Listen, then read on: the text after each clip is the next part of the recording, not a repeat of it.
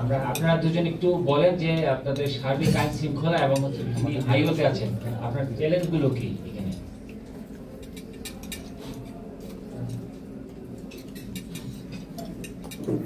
Sir, আমি Mohammad Rakibuzzaman, officer in charge ভাঙা highway থানা।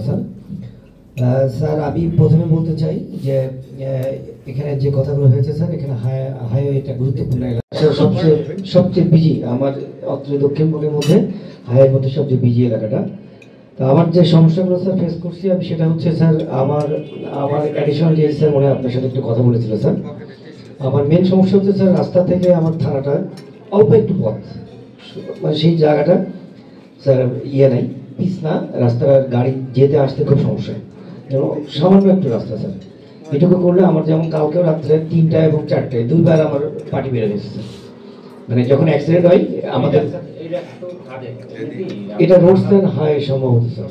জি স্যার, অল্প একটু জায়গা স্যার, এটা আপনি একটু পদক্ষেপ নিলে স্যার আমার জন্য স্যার একটু সুবিধা। এবং আমি স্যার সেই সঙ্গে স্যার এখন যে পৌরসভার দায়িত্ব আছে আমাদের ইসলাম মহোদয়, আমি ওনাকে একটু স্যার রিকোয়েস্ট করবো যে আমার স্যার দায়িত্ব নাকি এখানে? তাহলে স্যার ওই আমার রাস্তাতে যাওয়ার দুই পাশে স্যার একদম অন্ধকার, কোনো লাইট নেই স্যার, ল্যাম্প পোস্ট নেই, অল্প একটু জায়গা স্যার। কারণ কালকে যেমন স্যার আমার ওখানে যখন অ্যাক্সিডেন্ট হয় তখন আমার যে রিকার বড় গাড়িটা যখন বেরোয় স্যার, ওই রাস্তা এবং লাইটের জন্য স্যার একটু সমস্যা হয়। আর আরেকটা স্যার বড় সমস্যা যেটা, সেটা হচ্ছে স্যার আমরা সবসময় দ্রুত কার্যকরী ব্যবস্থা গ্রহণ করি। আমি যে জিনিসটা আপনাকে স্যার বলতে চাচ্ছি, যে অনেক সময় অনেক কিছু ওভারলুক করতে হয়, সেটা হচ্ছে আমাদের অনেক গাড়ি রাত্রে যাদেরকে ফিটনেস নাই এবং গাড়িগুলো অবৈধভাবে চলে, তাদেরকে স্যার শুধু আমি ডাম্পিং করা আমার জায়গার অভাবের জন্য আমি গাড়িগুলো আমি ক্লোজ করতে পারি না।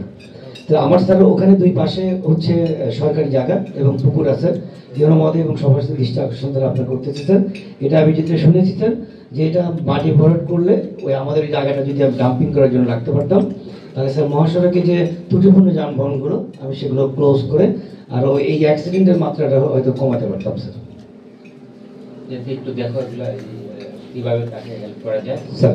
আর দ্বিতীয়ত হচ্ছে যে আমাদের ওখানে মনে আছে মাঝে মধ্যে একটু লোক এটা করি স্যার, এটা করি স্যার, ড্রাইভার দিয়ে এটা করি। দ্বিতীয়ত হচ্ছে যে হাইওয়েতে যে আপনি যদি মনে করেন যে মোবাইল ফোনের বিষয়ে